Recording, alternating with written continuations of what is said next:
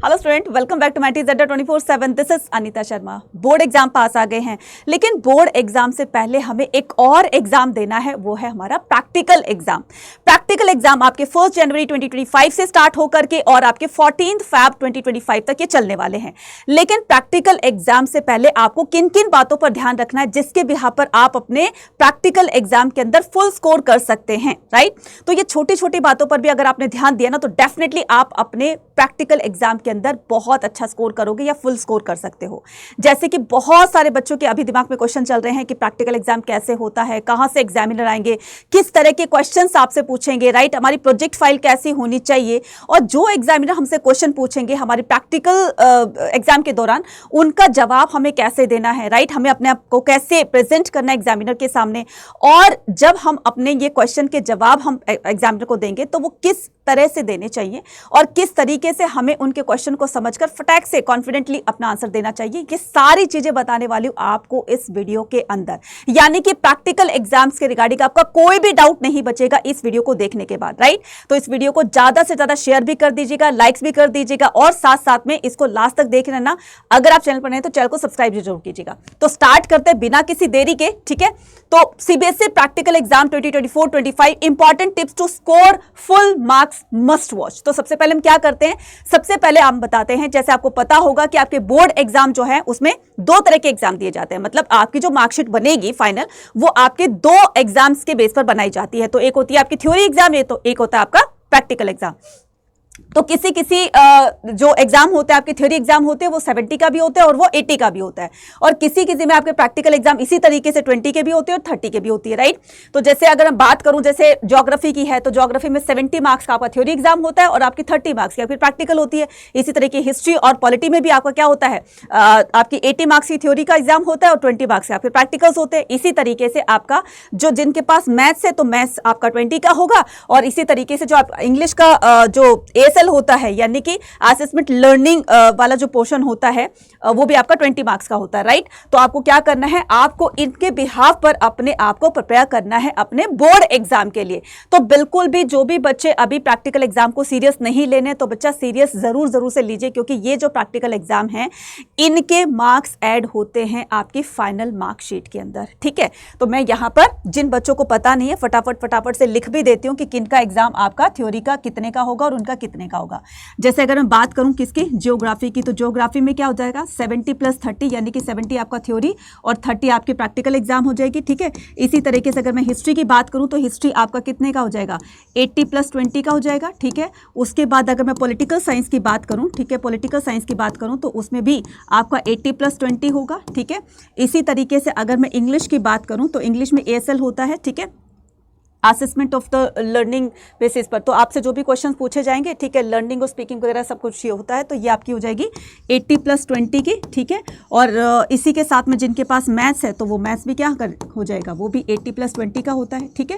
तो ये कुछ मैंने आपको एग्जाम्पल्स बताए हैं। तो जिनके भी एग्जाम 30 या फिर 70 होता है या 80-20 होता है, तो वो आप उसके हिसाब से देख लीजिएगा, ठीक है? अब हम क्या करते हैं, आगे चलते हैं। तो इंपॉर्टेंट टिप्स सबसे पहले जो मैं बताने वाली हूँ वो है अंडरस्टैंड द बेसिक। जो भी आपने जिस भी टॉपिक पर आपने अपनी प्रोजेक्ट फाइल बनाई है, तो आप उसके बेसिक्स को जानिए कि ये जो भी, मान लीजिए फॉर एग्जाम्पल कि मैं कोई ज्योग्राफी का कोई टॉपिक लेती हूँ या पॉलिटिकल साइंस का या हिस्ट्री का कोई भी लेती हूँ, फॉर एग्जाम्पल कि आपका गौतम बुद्धा है या लॉर्ड महावीरा है या फिर बाबा गुरु नानक है या फिर कोई भी XYZ, कोई भी आपने टॉपिक ले लिया, तो उस टॉपिक के बेसिक्स को समझने की कोशिश कीजिए, ठीक है? तो ये जब आप बेसिक क्लियर हो जाएंगे तो आगे की कहानी को आप उससे अच्छी तरीके से कनेक्ट कर पाएंगे। नेक्स्ट आता है हमारे पास रिव्यू योर प्रोजेक्ट फाइल। तो जो भी आपने प्रोजेक्ट फाइल बनाई है ना, तो उसको जाने से पहले, एग्जाम में जाने से पहले आप उसको रिव्यू कीजिए, ठीक है? रिव्यू करने का मतलब जो भी कुछ आपने उसमें लिखा है या जो भी आपने पिक्चर पेस्ट करी है, तो उसके आसपास की इंफॉर्मेशन को आप जान करके जाइए। नेक्स्ट आता है प्रैक्टिस द कॉमन क्वेश्चन। तो आप ना अपनी जब प्रोजेक्ट फाइल को जब आप बनाते हो, तो आप हो सकता है कि आप खुद लिखते हो सकता है कि आपने किसी से लिखवाया हो, लेकिन चलो व्हाटएवर जो भी कुछ है, आपने प्रोजेक्ट फाइल तो बना ली ना, तो उस प्रोजेक्ट फाइल में क्या कुछ लिखा है आपने, उसमें से कुछ क्वेश्चंस को खुद से आप फ्रेम करने की कोशिश कीजिए, और उन क्वेश्चन को फ्रेम करने के बाद उनके आंसर्स देने की कोशिश कीजिए। तो इससे आप, जब आप छोटे छोटे क्वेश्चंस के, कॉमन क्वेश्चंस के जब आप प्रैक्टिस करोगे, तो डेफिनेटली आपका कॉन्फिडेंस भी बढ़ेगा और साथ साथ में आप एग्जामिनर को एकदम क्लियरली और सटीक जवाब आप दे पाओगे, ठीक है?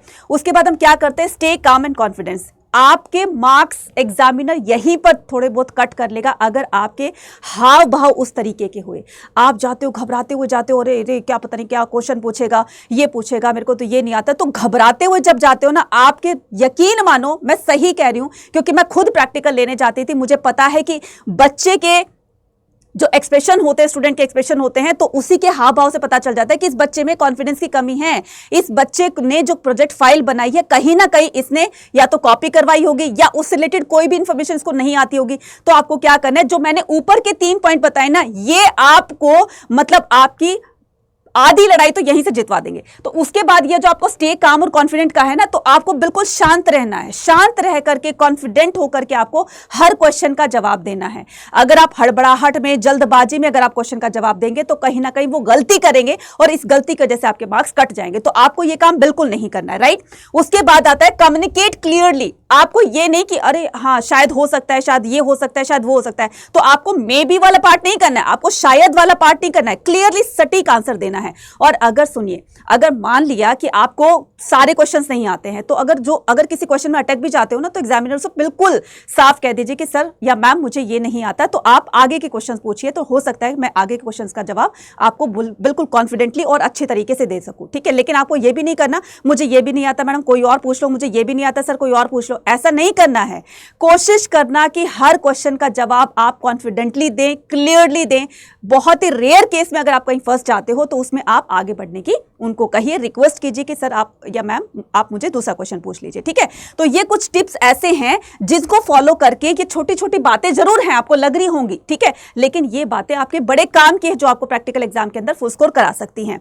और सबसे बड़ी बात आपको अपने आप को प्रेजेंट कैसे करना है एग्जामिनर के सामने, तो एकदम नीट एंड क्लीन होने चाहिए, ठीक है। शबी अपीयरेंस नहीं होनी चाहिए आपकी कि बाल ऐसे खुले हुए हैं, स्टाइलिश बनाए हुए, नहीं भाई, स्टूडेंट की तरह जाना है। अपने जो भी आपकी स्कूल यूनिफॉर्म होगी, आइडेंटिटी कार्ड वगैरह होगा, सब कुछ अपना नीट एंड क्लीन होना चाहिए, सब कुछ वेयर किया होना चाहिए, शू पॉलिश होने चाहिए, है ना, और कॉम अच्छी तरीके से होनी चाहिए, और गर्ल्स हैं तो वो अपनी चोटी वोटी बना करके ठीक से रहेंगे। तो इस तरीके से आप एक स्टूडेंट की तरह से आप जब उनके सामने जाएंगे तो आपका जो एक फिजिकल अपीयरेंस होता है ना, कि कहते हैं ना कि first impression is the last impression, तो आधी लड़ाई तो आप वहीं पर जीत चुके होते हैं, ठीक है। तो आपको ऐसे अपने आप को प्रेजेंट करना है एग्जामिनर के सामने, राइट। उसके बाद मैम ये तो आपने प्रैक्टिकल के बारे में बता दिया, अब थ्योरी के बारे में बता दो, ठीक है। तो प्रैक्टिकल के लिए तो आपने सीक्रेट्स बता दिए हैं, टिप्स बता दिए।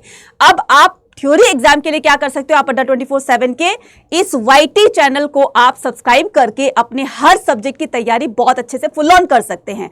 और अभी भी किसी बच्चे को डर लग रहा है ना कि मैम हमारी अभी भी हमने कोई तैयारी, कोई प्रिपरेशन अपनी स्टार्ट नहीं की है, तो आप क्या कर सकते हो, और मैं बताऊंगी कि आप अपने तैयारी को एक कदम और आगे बढ़ाने के लिए आप हमारे प्रीमियम बैचेस को ज्वाइन कर सकते हैं, जो कि है विजेता बैच, ठीक है।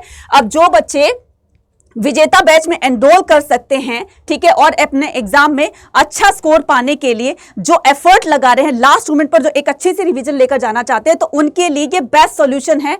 आप अड्डा 24/7 की एप्लीकेशन को डाउनलोड कीजिए, स्कूल पे जाइए, यहां पर आपको CBSE board exam class 12th मिलेगा। लास्ट मोमेंट पर ये क्रैश कोर्स आप ज्वाइन कीजिए, डेफिनेटली गारंटी से कह रही हूं बच्चा कि आप अपने एग्जाम के अंदर बहुत अच्छा स्कोर कर पाओगे। और इसी कोर्स के साथ में ही आपकी जो एक मार्कशीट की जो वेटेज बनेगी ना, यानी कि आपकी जो परसेंटेज बनेगी, मानिए, यकीन मानिए, वो बहुत बहुत अच्छी आप वो लेकर जाओगे अपने एग्जाम्स में, अच्छा स्कोर कर पाओगे। तो ये है आपका विजेता प्रो का क्रैश कोर्स। तो क्रैश कोर्स जो आपके एग्जाम के अंदर आपको करवाएगा टॉप। और जिन बच्चों को उम्मीद भी नहीं है कि हम पास भी हो सकते हैं, तो वो बच्चे पूरी उम्मीद लगा सकते हैं कि वो पास क्या बहुत अच्छे मार्क्स से अपने बोर्ड एग्जाम को क्रैक करेंगे। अभी आपको इतना पे नहीं करना है क्योंकि अभी इस पर 40% का डिस्काउंट चल रहा है। हम यहाँ पर बाय नाउ पे क्लिक करेंगे और आपको एक कूपन कोड बताती हूँ Y489, इस कूपन कोड को लगा करके अप्लाई करेंगे। और ये जो देखिए, ये जो है आपका जो क्रैश कोर्स है, ये आपका हो गया है कितने का, ये हो गया सिर्फ और सिर्फ 1242। तो जल्दी से जाकर के इसमें एनरोल कीजिए, क्योंकि ये साल तो निकल गया, आने वाले साल को खराब मत कीजिए। एक नई शुरुआत, एक नए अच्छे से रेजोल्यूशन के साथ में कि मुझे जो है हर हाल में अपने बोर्ड एग्जाम को अच्छा क्रैक करना है, और कुछ पाने के लिए कुछ खोना भी पड़ता है। इसीलिए मैं कह रही हूँ कि लास्ट मोमेंट पर इस क्रैश कोर्स को जब आप ज्वाइन करेंगे तो डेफिनेटली आप अपने बोर्ड एग्जाम के अंदर, चाहे वो थ्योरी एग्जाम है, चाहे वो आपका प्रैक्टिकल एग्जाम है, तो दोनों ही एग्जाम के अंदर आप अच्छा स्कोर कर पाओगे। और इन्हीं दोनों एग्जाम के बिहाफ पर आप अपने बोर्ड एग्जाम एग्जाम की जो मार्कशीट बनेगी वो अच्छे मार्क्स के साथ आप बनी हुई देख सकते हैं। इसके अलावा इसमें क्या करना है, इसके अलावा इसी के अंदर आपको एक काम और करना है कि आप CUET एग्जाम की भी इसमें 70% से तैयारी कर सकते हैं, जो कि आपको CUET में भी काम आने वाली है। तो जाइए एनरोल कीजिए आज ही, और मैक्सिमम डिस्काउंट पाने के लिए कूपन कोड कीजिए Y489। ठीक है, क्या करना है आपको, Y489 कूपन कोड यूज करना है। Thank you very much. Video अच्छी लगी हो तो कमेंट सेक्शन में लिखकर बताना, and all the very best.